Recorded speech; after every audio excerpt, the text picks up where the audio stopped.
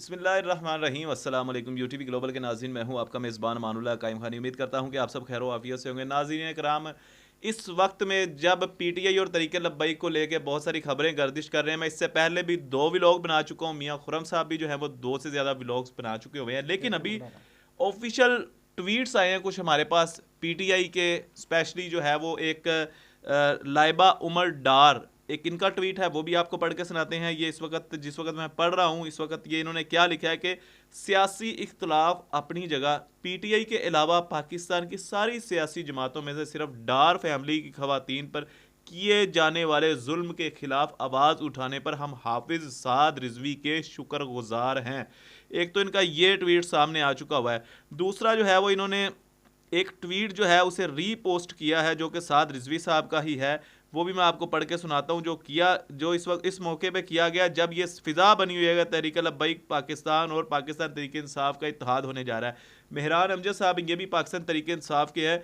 इन्होंने लिखा है कि जो फार्म 45 हमारे पास हैं, उनके मुताबिक पाकिस्तान तहरीक इंसाफ पूरे मुल्क से 176 सीटों पर जीती है। ये सरबराह तहरीक लब्बैक पाकिस्तान साद रिजवी साहब का कहना है। इस ट्वीट के मुताबिक इसको भी जो है वो लाइबा उमर डार साहिबा ने रीपोस्ट किया है।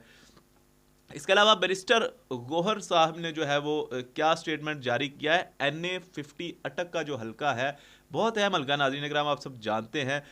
उसमें जो ईमान ताहिर पीटीआई की हमायत याफ्ता कैंडिडेट थी, उनके पास जो फार्म 45 मौजूद है, उसके मुताबिक साद हुसैन रिजवी साहब NA50 अटक की सीट पर विन कर रहे हैं। और अटक की सीट के जो हकीकी हकदार हैं वो साद रिजवी साहब हैं। देखें, इस वक्त हमारे साथ मियां खुरम साहब भी मौजूद हैं। अगर हम इस मामले को देखें, जैसे कि जमात इस्लामी ने पाकिस्तान तहरीक इंसाफ की सीट बनती थी, उसको जो है वो छोड़ दिया अपनी सीट को। यहां पे क्या है कि साद रिजवी साहब ने एक स्टेटमेंट जो जारी किया था कि हम जो है हर जुल्म के खिलाफ करें और हर मजलूम के साथ खड़े हुए हैं। इसका मकसद क्या था? इसका मकसद यह था कि इस वक्त पाकिस्तान के जो वोटर्स हैं, इसमें भी हम इसे शुमार कर सकते हैं कि अगर वोट किसी ने दिया तहरीक लब्बैक पाकिस्तान को और वोट जाके डल रहा है नून लीग को, तो साद रिजवी साहब उसके साथ खड़े हैं जिसने वोट दिया तहरीक लब्बैक पाकिस्तान को। यानी कि इस वक्त जुल्म हो रहा है उस वोटर के साथ जिसने वोट अपना जो है अपने नुमाइंदे को कास्ट किया, उसके बाद वो जा रहा है किसी और को। तो साद रिजवी साहब ने इस वक्त मुकम्मल जो है ये अपने तमाम तर ख्यालात का इजहार भी किया। मजीद मियां खुरम साहब क्या कहेंगे इस फिजा जो बनी हुई है? तहरीक लब्बैक के कारकुनान स्पेशली बड़े जो है वो शशोपंज में मुब्तला है। मैं पहले भी 2 व्लॉग्स बना चुका हूँ कि ऐसे मामला नहीं है, जब भी होंगे मरकज़ की तरफ से ऐलान भी हो जाएगा। आप इस तमाम सूरत हाल पे क्या कहना चाहेंगे? बिल्कुल जी। अभी मैंने एक जो नया पाकिस्तान के सहाफ़ी है उनका भी एक इंटरव्यू किया आगा हम्म। शेख सरवर का। उन्होंने भी इस बात की गवाही दी है और ये कहा है कि तहरीक लब्बैक पाकिस्तान, हम्म। जो मेरे व्लॉग में आप देखेंगे और सुनेंगे भी, कि 22 सीटों पर नेशनल असम्बली की 22 सीटें जीत चुकी थी फार्म 45 के मुताबिक।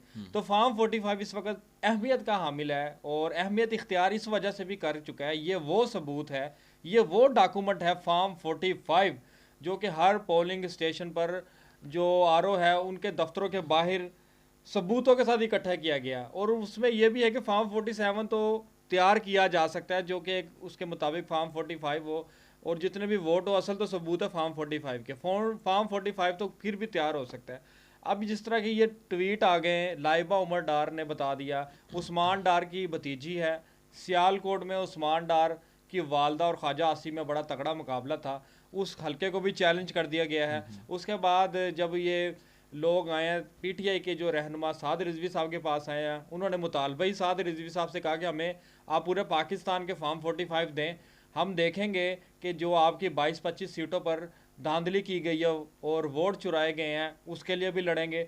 जिस तरह के बानी PTI का एक बयान भी सामने आ गया जो कि मुख्तलिफ चैनल्स पर चल रहा था, जिसमें कहा है कि जिन पार्टियों का मैंडेट छीना गया सबसे बात करेंगे और सब ये मिलकर इस केस को लड़ेंगे। साद हुसैन रिजवी साहब ने भी कहा कि दुनिया में कहीं भी मजलूम होगा हम उसके साथ खड़े हैं। गौहर साहब, जो बैरिस्टर गौहर साहब हैं, वो जो बातें कर रहे हैं वो खुद अपनी तरफ से नहीं कर रहे, वो इमरान खान साहब का पैगाम आता है कि क्या करना है, आगे लाए अमल कैसे तय करना है।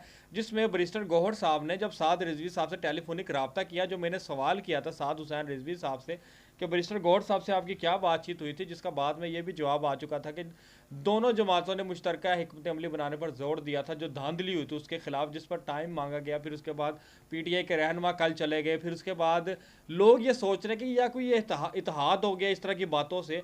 तो भाई मैं आपको बताता सियासी चलूं, मैदान है यहाँ पे, सियासी मैदान है, एक लगा दूसरे रहता से है। मिलना जुलना लगा रहता है, बातचीत होती रहती है। कि लामा खादिम हुसैन रिजवी साहब जब इस दुनिया से पर्दा फरमा गए थे, उसके बाद जो हमने देखा कि मरकज़ जो है वहाँ पर मौलाना तारिक जमील साहब भी आए, सिराजुल हक साहब भी आए, साद रफ़ीक भी आया, बहुत सारे ऐसी जमातों के लोग आए थे। उन्होंने आकर, मियाँ महमूद रशीद था, इजाज साहब थे, बहुत सारे ऐसे नाम थे जो मैं अभी नाम मेरे जहन में नहीं है। या आपको पता है कि मुलाकातें तो होती हैं, टेलीफोनिक राब्ते भी होते हैं, इख्तलाफात भी हैं अपने जो एक देखा जाए तो। लेकिन इस वक्त पीटीआई हो, तहरीक लबैक पाकिस्तान हो, इनका दुख साझा है। आप इस बात को समझे कि इस वक्त ये वो जमातें हैं जिनके मैंडेट पर डाका डाला गया हो।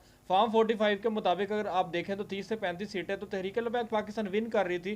तो उनके लिए एक मजबूत पावर की ज़रूरत है ना। अगर आपने केस लड़ना, डिफेंड करना है तो उसके लिए बड़ी बड़ी पावर चाहिए। तो साद हुसैन रिजवी साहब जो हिकमत अमली अपना रहे हैं, और पीटीआई की जानब से भी खुशाइन किया गया, इस चीज़ को जो है वेलकम किया गया है, और कहा गया है कि साद हुसैन रिजवी जैसा तो लीडर है ही कोई नहीं, ना बिकने वाला ना झुकने वाला। जो लोग कहते थे, इतराज़ करते थे ये पीडीएम की बी टीम है, अगर होती तो फिर सीटें ना मिल जाती।